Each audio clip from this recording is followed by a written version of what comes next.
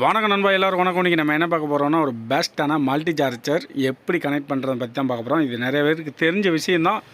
அதில் ஒரு சில பேர் தெரியாத பேர் இருப்பாங்க. அதனால் நம்ம எப்படி பண்ணுறதுன்னு காட்டிடுவோம். இது வந்து பார்த்திங்கன்னா பேட்டரி அந்த மாதிரி உள்ளே வைக்கக்கூடாது. தனியாக கீழே போட்டுட்டு இந்த 2 கிளிப்பு மாதிரி இருக்கும். அந்த கிளிப்பில் வந்து ப்ளஸ் மைனஸ் நீங்கள் எந்த சைடு வச்சிங்கனாலும் சார்ஜிங் ஆகும். அதுலேயே உங்களுக்கு நீங்கள் தப்பாக வச்சாலும் அங்கே இண்டிகேட் ஒரு லைட் இருக்கும், அந்த லைட்டு எரியாது. இது வந்து பார்த்திங்கன்னா தெரியும், ப்ளஸ்ஸு அண்டு மைனஸ் இருக்கும். இதில் வந்து பார்த்திங்கன்னா கிளிப்பில் நல்லா பேக்கில் ப்ரெஸ் பண்ணிட்டிங்கன்னா பின்னாடி ஓப்பன் ஆகும். பின்னாடி ஓப்பன் பண்ணணுன்னா அப்படியே உள்ளே பேட்டரியை உள்ளே வச்சுட்டு நீங்கள் அந்த 2 கிளிப்பில் அந்த ப்ளஸ்ஸு நடுவில் உள்ள அந்த சிம்மில் வர்ற இது மாதிரி வரும். அந்த இதை வந்து பார்த்திங்கன்னா சென்டரில் அந்த லெஃப்ட் ரைட்டு மட்டும் வச்சுட்டு சென்டரை நீங்கள் விட்டுருங்க. இது வந்து பார்த்திங்கன்னா நம்ம கரண்டில் யூஸ் பண்ணுற மாதிரி நம்ம ப்ளக் போர்டில் மாட்டிக்கலாம். இப்போ வந்து நான் ஆல்ரெடி மாட்டி வச்சுருக்கேன் பாருங்கள். இதில் பேக்கில் வந்து ஒரு இண்டிகேட் எரியுது பாருங்கள். நான் கரெக்டாக மாட்டியிருந்தால் அந்த இண்டிகேட் எரியும்.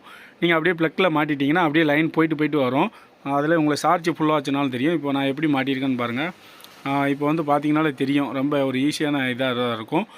உங்களுக்கு ப்ரெஸ் பண்ணிவிட்டு பேட்டரி அந்த கிளிப்பில் நல்லா டைட் பண்ணி வச்சுட்டு மேலேருந்து கீழே ப்ரெஸ் பண்ணிங்கன்னா பிடிச்சிக்கிடும். இந்த மாதிரி தான் அந்த 2 பல்லு நடுவில் உள்ள ஒரு பல்லை மட்டும் விட்டுருங்க. ஓகே ஃப்ரெண்ட்ஸ், பிடிச்சிருந்தால் லைக் பண்ணுங்கள், ஷேர் பண்ணுங்கள். மறந்துடாமல் நம்ம சேனலில் நிறைய பேர் சப்ஸ்கிரைப் பண்ணாமல் போயிருந்தீங்க, சப்ஸ்கிரைப் பண்ணிடுங்க. ஓகே, பாய்.